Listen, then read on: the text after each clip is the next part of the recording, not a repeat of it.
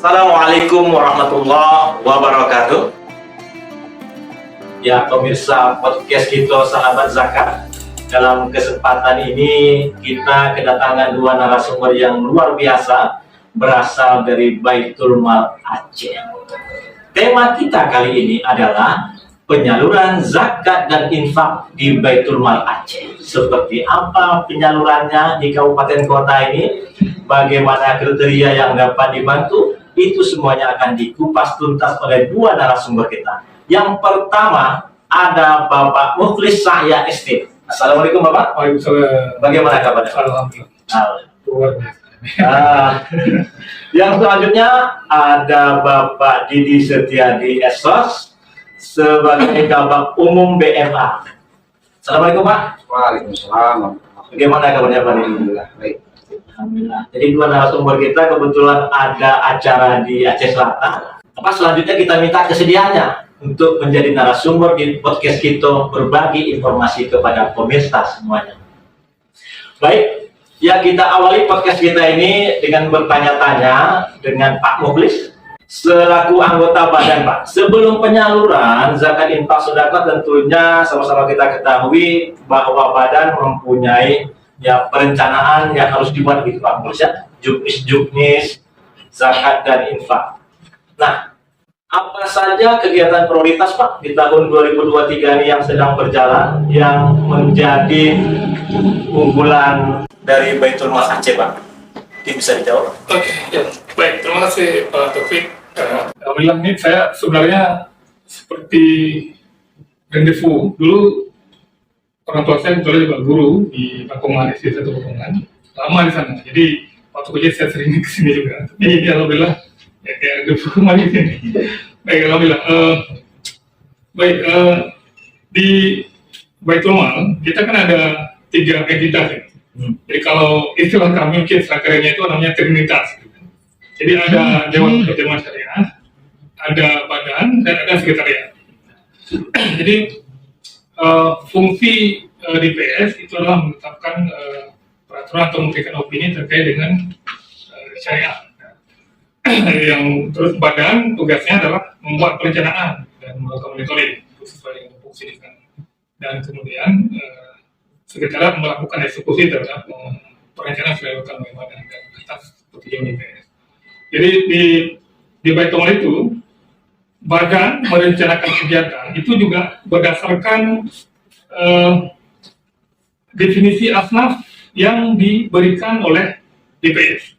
Jadi DPS kemarin terlalu tugasnya adalah memberikan definisi terkait dengan asnaf atau jenis yang ada di data yang ada 8. Nah, jadi misalnya fakir apa? Jadi badan merencanakan kegiatan untuk fakir berdasarkan definisi yang dibuat oleh DPS itu tadi terkait dengan asnaf. Contoh tadi fakir. Kalau kita merujuk ke DPS, definisi asnaf DPS tentang fakir. Fakir itu adalah orang yang memang sudah tidak sanggup lagi untuk bekerja. Sudah tidak sanggup lagi kita bantu pun dia tak sanggup lagi bekerja. Betul-betul sudah memang sudah lie on the bed, sudah memang betul-betul tidur di sudah dia hanya duduk saja di kamar atau di rumah. Sudah tidak sanggup bekerja, apakah karena usianya atau karena mungkin ada faktor fisik yang terbatas misalnya atau cacat misalnya. Jadi badan merencanakan kegiatan untuk fakir berdasarkan itu. Jadi bukan misalnya karena kalau kita lihat kriteria di definisi yang diberikan oleh Basnas misalnya, fakir itu orang yang tidak ada apa-apa. Memang artinya dia masih sanggup bekerja. Tapi di definisi asnaf yang dibuat sama DPS, ini khusus memang orang yang sudah uzur yang atau cacat dan sudah tidak sanggup bekerja. Jadi kita tidak bisa bantu lain kecuali hanya subsidi hidup. Jadi kalau definisi di Baitul Mal, kalau fakir itu orang begitu. Jadi tidak ada pemahaman bahwa misalnya kayak tidak punya bapak ini saya fakir, tapi dia masih sanggup, masih sehat, itu bukan fakir. Itu masuk konsumtif yang gitu. Ya betul, itu masuk miskin. Jadi khusus fakir karena kita mengikuti kriteria yang dibuat oleh DPS, definisi ya. Iya. Makanya kegiatan yang kita bisa bantu hanya adalah santunan untuk fakir, fakir nuzul. Itu berbentuk apa? Bentuk uang tunai. Uang tunai. Kita berikan mereka uang tunai setiap bulan 600.000 sampai mereka meninggal dunia. Untuk fakir juga berlaku untuk kabupaten kota juga. Itu kemarin proyek kita sebenarnya hanya di Aceh Besar, di Banda Aceh. Jadi kita harap itu kemarin DPS Utara ini menjadi pilot proyek. Kemudian nanti di PMK sendiri mengambil alih itu. Mengambil alih. Jadi hal itu juga berlaku untuk yang SNF yang lain, misalnya miskin. Miskin itu apa saja kriterianya dan apa yang bisa dibantu. Jadi badan merencanakan kegiatan berdasarkan itu. Misalnya contoh kecil misalnya seperti Garimi. Jadi kita sampai hari ini juga kita belum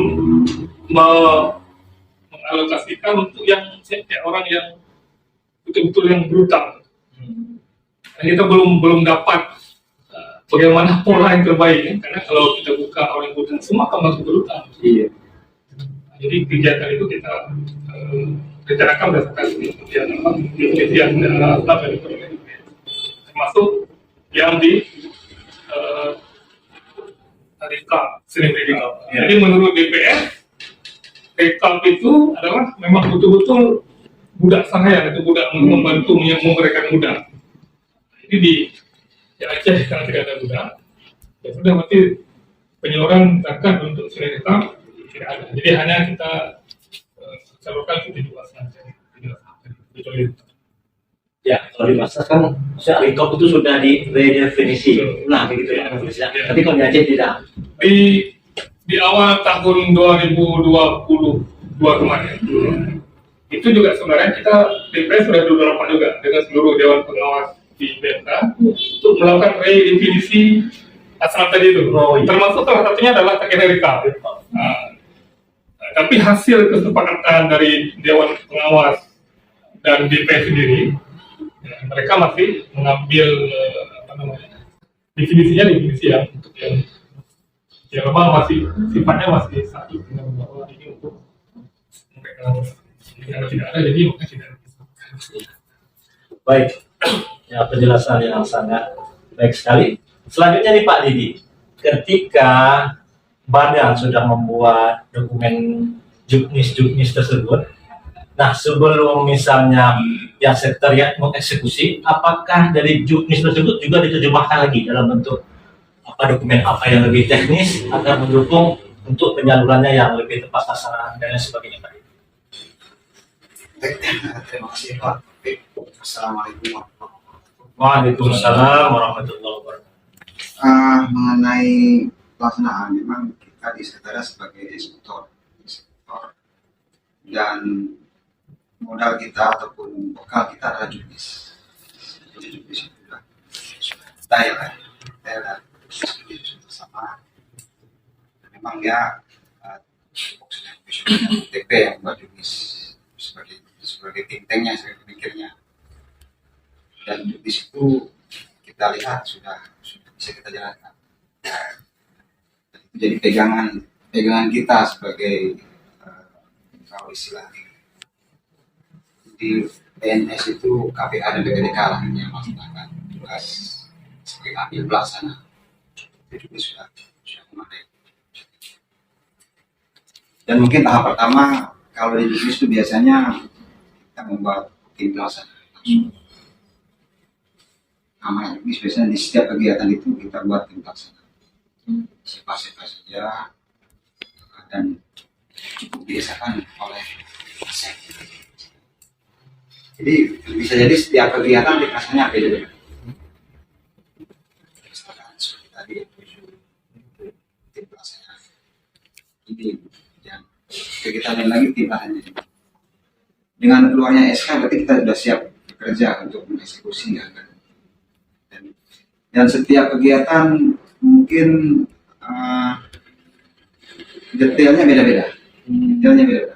Karena di juknis biasanya dibuka misalkan kegiatan A atau kegiatan B, kegiatan C, itu proses pertama penjaringan mustahik biasanya dibuka opsinya, tidak satu opsi. Misalkan opsi pertama sudah pasti adalah proposal yang masuk mandiri ke VK. Itu pasti kita ambil datanya. Kemudian opsi kedua bisa jadi penjaringan mustahik itu via BMK. Kemudian yang ketiga opsinya via lembaga lain yang bermitra dengan kita. Jadi 3 opsi itu kita buka aja. Kadang-kadang si tim ini atau si ketua tim ini dengan persetujuan kasek atau komisioner, kegiatan A itu ambil opsi satu saja. Kita ambil data dari BMK misalnya. Kadang-kadang kegiatan lain kita ambil opsi yang lain, kita buka online penjaringan secara online. Kadang-kadang kegiatan lain kita mix antara online dengan BMK. Contoh misalkan kegiatan penyaluran ultramikro dari Jakarta. Iya, Ultramikro contoh yang kita salurkan tahun 2023. Pertama kita ambil opsi pertama mengirim surat ke BMK untuk mengirimkan mustahik. Ketika sudah kirimkan, kemudian verifikasi, kemudian sudah penyaluran dan masih ada sisa kuota. Sisa kuota itu biasanya kita dari proposal yang mandiri yang masuk ke konter. Jadi kita mix. Ada contoh lain kegiatan misalkan santunan Ramadan. Itu 100% murni kita ambil data dari BMK. Contoh kegiatan lain yang usaha kelompok, yang berbasis kelompok, misalkan pesantren atau dayak atau BUMDes. Kita 100% itu dari mitra. Misalkan kalau kita mau membantu usaha ekonomi dayak untuk percepatan pelaksanaan, kita minta data dayak itu dari dinas dayak. Data yang sudah masak, yang sudah matang. Jadi kita nggak perlu pilih lagi dari nol.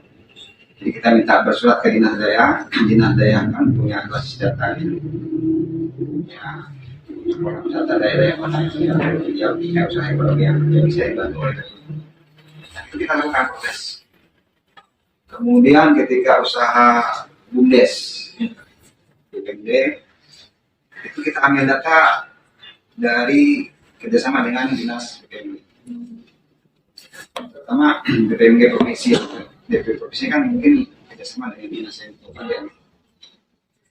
Jadi data yang dikirim itu udah 90% besar ini, udah bisa kita bantu. Tinggal kita verifikasi oleh amil kita, mungkin ada 1-2 yang buruk ambil.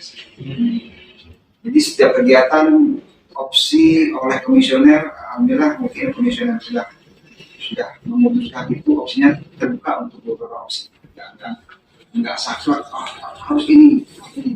Contoh aja bantuan rumah, baik rumah atau rumah dua. Iya. Metode pelaksanaan misalnya. Itu dibuka opsinya. Kalian sekretariat boleh opsi sekolah, boleh dekat tolong, boleh apa? Jadi tidak ada satu. Komisioner sudah memikirkan jangka panjang apa yang fleksibel yang bisa dilaksanakan untuk waktu ini, untuk kegiatan ini. Ya, baik Pak Didi. Ini saya menarik bahwa ada verifikasi. Artinya opsi dari 3 yang mengirimkan data mustahik tadi dianggap bukan data mentah itu Pak Didi ya. Yang datanya sudah tersalin, baik BMK atau apa, sehingga memudahkan peran BMK. Nah, misalnya ditemukan data yang masih mentah.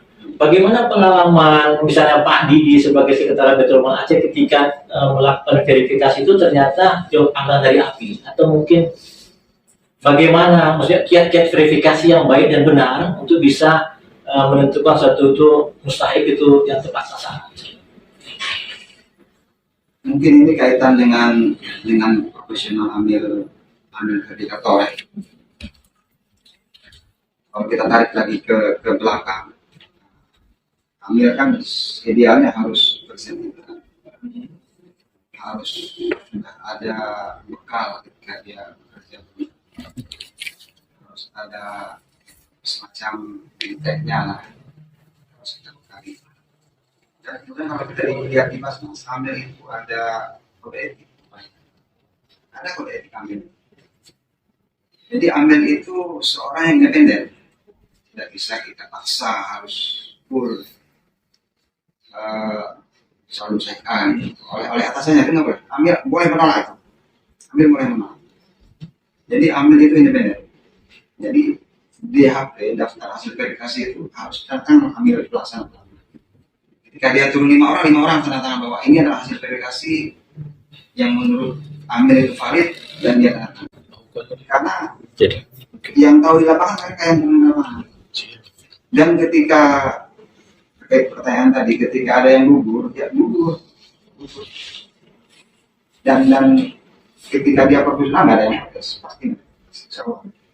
Ketika alasan-alasannya kuat, ketika gugur. Jadi yang menggugurkan itu tim verifikasi atau memang hasil verifikasi dibawa ke dalam rapat yang memutuskan? Ya, kita ada pleno ketika mereka datang, dan ketika sudah jelas diambil verifikator ini menyampaikan bahwa ini gugur, ya, ketika yang masih ada abu-abu itu baru kita diskusi. Ini maksudnya semakin menarik saja pemirsa ya podcast kita Sahabat Zakat. Kita masih berbincang dengan dua narasumber kita. Baik, untuk menindaklanjuti ini saya ingin beralih kepada Pak Mukhlis ya, saya SD selaku anggota Badan Baitul Mal Aceh, walaupun kita selama ini sering menyebut sebagai komisioner ya Pak Ibu ya, komisioner. Nah, Pak Mukhlis, ketika tadi sudah disampaikan peran dari sekretariat, kemudian juga peran dari badan juga jelas tercantum di dalam Kanun Nomor 3 Tahun 2021, juga sebagai pengendali ya Pak Mukhlis ya. Nah tadi di awal Pak Mukhlis mengatakan bahwa ada ya tupoksi badan itu sebagai monitoring dan evaluasi. Pertanyaan saya, kapan monitoring dan evaluasi ini dilakukan? Ya, baik. Mungkin tadi saya perjelas sedikit yang saya bilang tadi di awal. Jadi keputusan Dewan Pertimbangan Syariah terkait dengan definisi asnaf itu mengikat ke seluruh kota kota. Karena di BMK itu tidak ada Dewan Pertimbangan Syariah, tidak ada Dewan Pengawas. Jadi mereka hanya melaksanakan apa yang sudah diputuskan oleh Dewan Pengawas atau Dewan Pertimbangan Syariah yang setelah dulu dengan Dewan. Jadi maksudnya kalau di BMK terkait dengan fakir tadi itu putusan DPS bahwa hanya untuk orang yang gugur dan orang yang belum kerja, itu mengikat seluruh. Jadi seharusnya begitu. Jadi apa yang di sana dikerjakan itu harus tinggal diturunkan di sini. Terkait dengan kegiatan apa saja itu terserah BMK. Jadi maksudnya biar satu, kita kan kerja dari memang walaupun tidak secara hierarki tapi memang ada keputusan syariah itu mengikat seluruh. Jadi tidak kenapa di sana boleh fakir itu ini, kenapa di sini tidak boleh misalnya kan? Jadi kalau memang ada yang saya ingin didiskusikan, sebenarnya kalau terkait dengan apakah ini secara definisi asnaf boleh enggak? Nah, itu mungkin itu bagusnya tinggal didiskusikan di sana. Jadi mungkin jangan sampai nanti berkembang tinggi, karena kebijakan itu akan di definisi satu kita. Baik, terkait dengan tugas dan tugas badan dari perencanaan, tahun perencanaan berdasarkan definisi asnaf, kemudian kita membuat kegiatan yang berdasarkan itu juga, berdasarkan dari misalnya untuk miskin yang boleh diberikan untuk apa saja, boleh dalam barang, boleh dalam bentuk uang, boleh dalam bentuk jasa misalnya, itu kita tinggal aplikasikan dalam kegiatan kita. Misalnya kegiatan yang memang kita hanya bisa berikan jasa. Jadi nanti kejadian kita tinggal tadi. Tapi dalam bentuk pemberiannya dalam bentuk jasa atau barang bentuk uang. Jadi setelah perencanaan itu dilakukan, kita serahkan ke DPS. Nah, DPS-nya oke secara syariah misalnya. Mereka tanda tangan, dan kemudian kita serahkan ke sekretariat untuk dieksekusi semua kegiatan yang kita rencanakan. Nah, fungsi badan melakukan monitoring evaluasi itu sebenarnya pada saat karena pada saat kita serahkan ke sekretariat itu kan lengkap dengan jenisnya. setiap kegiatan tadi itu sesuai setiap kegiatan yang kita sudah buat itu sudah di-take sama DPS, kita buatkan definisinya, untuk urgensi. Misalnya tadi untuk kegiatan contoh yang sekarang kita lakukan nanti adalah penyaluran tentang sanitasi. Syaratnya apa saja yang boleh diberikan? Syarat misalnya apa saja? Kan ada syaratnya misalnya miskin, apa namanya, yang mungkin punya tempat tinggal misalnya kan. Jadi syarat-syarat itu kemudian kita atur dalam teknis. Badan itu melakukan monitoring dan pada saat sekretariat sebenarnya dari awal itu melakukan itu kita sudah melakukan monitoring. Karena monitoring itu artinya memang pengawasan dilakukan berjalan. Jadi ketika kegiatan selama berjalan itu kita monitoring. Jadi kalau ada ternyata di lapangan kita temukan bahwa ada keputusan yang diambil kemudian ini tidak setuju, ada orangnya. Kalau kita cek datanya, orang tidak layak, dia kita katakan mungkin tidak masuk atau miskin dari itu. Berarti ada tinggal surat itu diatur di dalam Pergub 8/2022 itu bahwa hasil monitoring evaluasi dilakukan oleh badan itu bisa menghentikan kegiatan yang dibuat oleh kita. Itu bentuk program kita, bentuk kehati-hatian kita untuk mengawasi dana zakat infak yang dikelola itu. Jadi ketika temuan itu kita surati DPS, kita bawa minta tolong dihentikan dulu kegiatan itu secara aturannya gitu. Nah, sedangkan untuk evaluasi ya setelah kegiatan, evaluasi itu biasanya lebih cenderung ke bagaimana kegiatan yang kita buat ini, kalau kita ingin panggil ke depan, ini bisa lebih baik lagi. Misalnya nanti, ternyata kita temukan evaluasi misalnya ke depan begini ya, supaya mungkin potensi atau nilai manfaat didapat oleh musim itu bisa lebih berguna lagi. Jadi kalau evaluasi itu kan secara kegiatan itu. Kita monitoring itu pada saat diserahkan itu, termasuk dari awal ketika sekretariat sudah mau melakukan laporan terus sudah untuk memastikan diri memastikan bahwa kegiatan ini tepat. Jadi artinya bahwa badan juga terlibat mulai dari awal itu Pak ya, pemantauan dan secara random ya, tidak juga secara melekat. Biasanya tergantung kita lihat kalau memang jumlahnya tidak banyak, jadi dan dan salah satu cara yang tidak efektif yang kita lakukan juga ini pada saat sekretariat melakukan verifikasi di lapangan. Jadi walaupun ini menjadi tupoksi khusus di sekretariat, jadi kadang kita minta juga tolong mungkin nanti masukkan tenaga profesional ke dalam orang yang melakukan verifikasi itu, karena kan TP itu kan bagian dari badan, jadi artinya secara langsung itu sudah terkontrol ya, terkontrol badan dalam melakukan itu. Baik, penjelasan yang sangat baik sekali. Sekarang kita lanjut ke Pak Didi. Setelah juga ada badan melakukan monitoring dan juga evaluasi, tadi juga sekretariat melakukan beberapa kegiatan memastikan bahwa Ustaz itu tepat sasaran. Menurut Pak Didi, bagaimana dampak program zakat infak yang sudah disalurkan selama ini oleh Baitul itu terhadap mustahiknya? Baik tadi yang ada ultra tadi ekonomi, bagaimana kira-kira mungkin ya situasinya saat ini ataupun yang lainnya. Silakan Pak Didi. Baik Pak Taufik, kita banyak sekali program kegiatan setiap tahunnya banyak sekali. Dan kalau kita lihat mustahik yang kita bantu sekitar 45.000 orang. Baik yang berbentuk BLT bantuan tunai maupun yang tunai. Kalau pembangunan ekonomi mungkin setengahnya. Dan itu masih terlalu banyak, Dan sistem monitoring evaluasi dari Pak Menteri. Kita sudah tunggu. Dan nggak mungkin kita bekerja sendiri. Dan dari tahun kemarin menggandeng mitra untuk ikut membina pendampingan, untuk membina dan mendampingi mustahik khusus yang begitu. Dan rata-rata berhasil, terutama misalkan yang tahun kemarin JP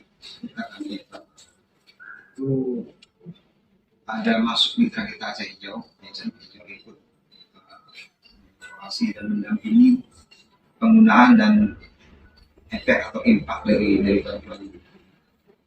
Jadi kan pakai lengkap, itu program premium, program kita.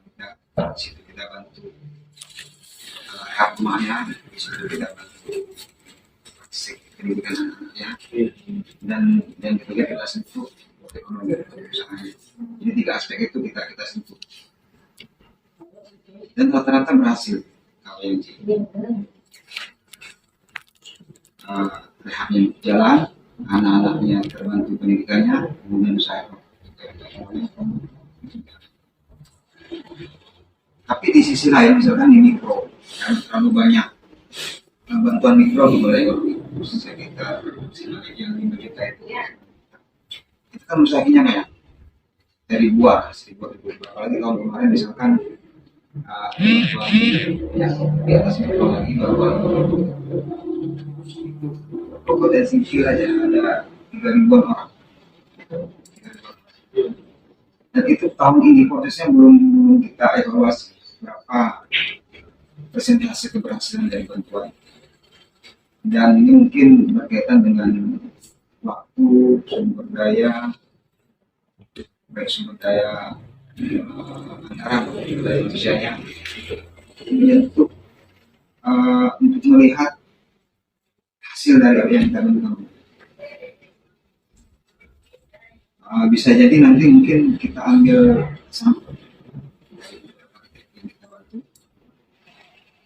seberapa besar dampaknya yang kita bantu. Di sebagian besar berhasil, sebagian besar tidak.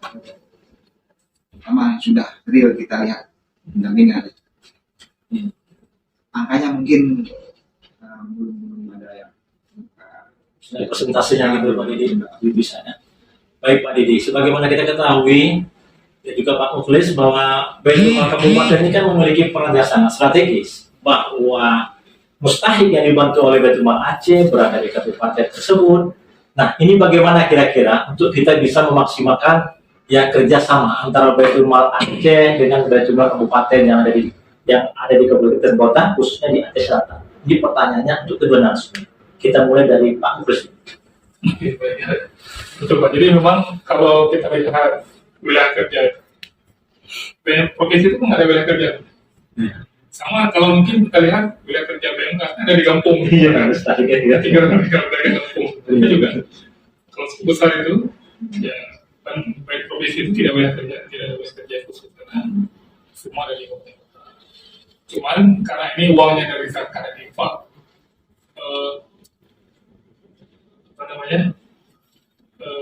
kan kalau di master chefnya itu di mana zakat itu di situ disalurkan, bagusnya begitu. Jadi saya zakat di Banda Aceh, berarti ya salurkan di Banda Aceh atau di Aceh Besar, di Banda Aceh Besar. Jadi kalau ada program di Baitul Mal Provinsi Aceh yang lebih banyak menyasar Kabupaten Aceh Besar dan Kota Banda Aceh, itu tolong dimaklumi. Ini karena sumbernya dari Muzakinya dari ya betul. Dari Mungklik dan Muzakinya itu dari Banda Aceh Besar. BMA fokusnya di Aceh Besar karena mereka sendiri sudah cukup banyak menghasilkan. Ini hanya karena memang sumbernya itu dari sana.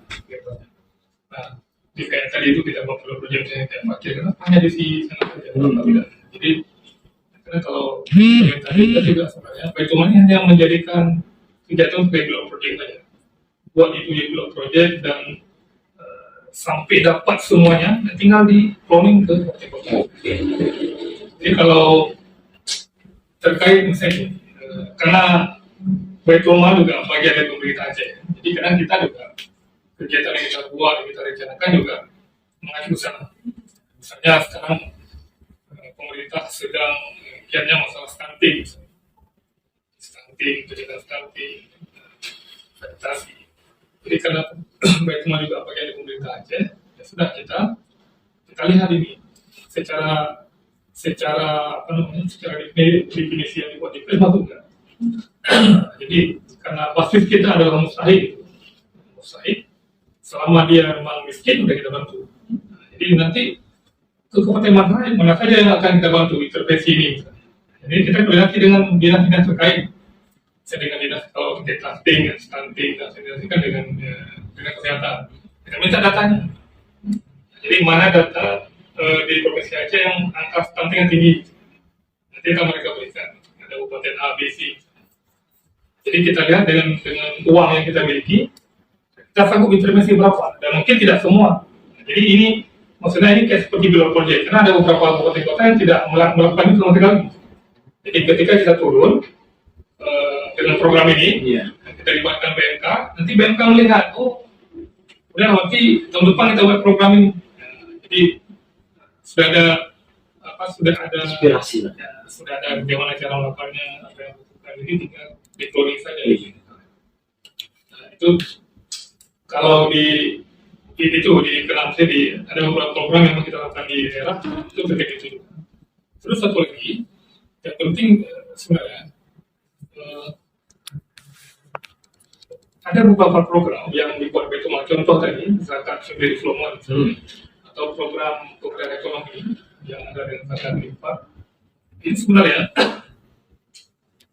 kami juga kadang melihat ini BMK mana yang siap dengan ini untuk menyambut ini dan sekaligus menjadi pendamping ya, tadi kita perlu BMK ini sudah siap dalam program ini. Kenapa? Karena mereka sudah pernah melakukan itu.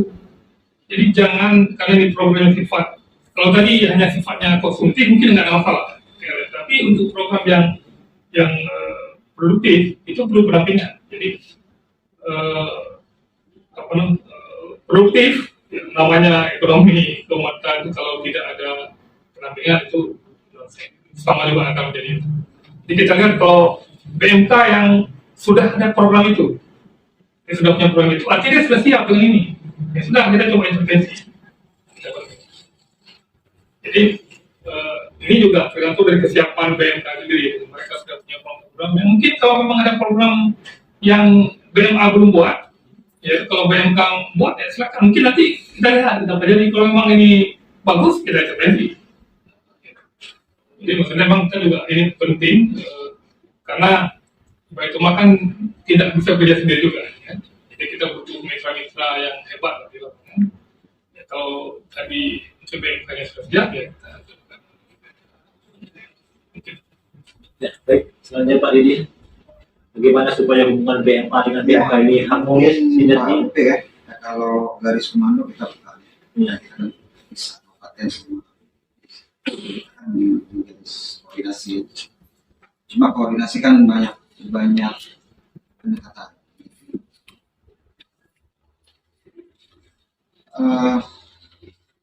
Kita sudah mulai melibatkan Baitul Mal dari awal, BMK. Dari sejak verifikasi kita. Ada juga yang Baitul Mal, contoh misalnya, ketika kita minta data mustahik untuk santunan Ramadan, setengahnya BMK Aceh ini responsif 1 bulan lagi, setengahnya lagi 2-3 bulan kita tunggu enggak kirim. Kami berpikiran positif bahwa ini adalah karena kesibukan BMK masing-masing kan BMK. Jadi kita pun ada juga yang kasih pendekatan hati-hati, bukan hati-hati dalam tanda negatif. Jadi kita terakhir itu para saya kami ingin melibatkan BMK itu di pendampingan. Jadi tidak hanya mitra yang ada hidup, cuma tetapi ditambah dengan mitra yang ada di BMK. Jadi kita sudah melibatkan BMK itu untuk pendampingan seperti yang kita bicarakan tadi pagi. Jadi pendampingan, pemberdayaan dan evaluasi itu kita kasih tugas ke BMK. Jadi karena kendala rentang kendala kita terlalu jauh, sebetulnya BMK yang bisa kita minta tolong. Karena Baitul Mal provinsi itu paling setelah kasih bantuan 3 bulan datang paling sekali, nggak mungkin datang lagi. Iya. Apalagi idealnya misalkan katanya 2-3 tahun mau didampingi, itu nggak sangat belum bisa kita lakukan. Jadi memang idealnya kita minta bantuan BMK. Ya. Kita minta tolong cari usaha ini, kita minta tolong ada pendamping dari BMK, misalnya untuk sanitasi kan ada pendamping. Iya. Itu sudah. Nah, yang paskanya inilah yang belum kita. Sebetulnya yang pasca ini BMK yang paling dekat ke usaha ini. Kemudian perlu kita pertanyaan lagi nanti. Ya, baik, terima kasih kepada Pak Didi juga Pak Mukhlis yang tadi telah menjelaskan dengan sangat baik ya bagaimana penyaluran zakat infak di Baitul Mal Aceh. Kesimpulannya bahwa semua kegiatan tersebut selalu dilengkapi dengan juknis, juga dilaksanakan secara transparan, akuntabel dan juga amanah. Demikian saja yang bisa kami sampaikan. Mungkin boleh saya sedikit saja. Saya mungkin juga atas nama pimpinan Baitul Mal saya juga ingin berikan sedikit ini bahwa bantuan yang dari saya juga BMK juga dari Baitul Mal Aceh dan BMK itu memang tidak ada pungutan sama sekali. Itu tolong kepada mustahik kami kalau orang yang terima bantuan dari Baitul Mal juga BMK mungkin kalau ada pihak yang ingin mengatasnamakan BMK atau BMA untuk meminta sejumlah uang, tolong itu diambil. Karena di Baitul Mal kita tidak menerima pungutan atau apapun terkait bantuan yang kita berikan. Baik. Mungkin itu saja. Sangat tegas sekali. Ada tambahan dari Pak Didi? Cukup ya?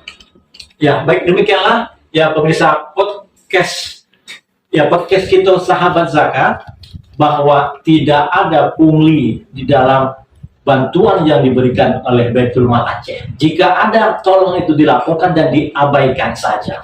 Mudah-mudahan podcast kita ini menjadi informasi yang memberikan pencerahan kepada masyarakat kita. Sekali lagi terima kasih kepada narasumber kami. Terima kasih Pak. Terima kasih Pak Didi. Sama-sama. Ya, kami akhiri billahi taufiq wal hidayah. Wassalamualaikum warahmatullahi wabarakatuh. Waalaikumsalam warahmatullahi wabarakatuh.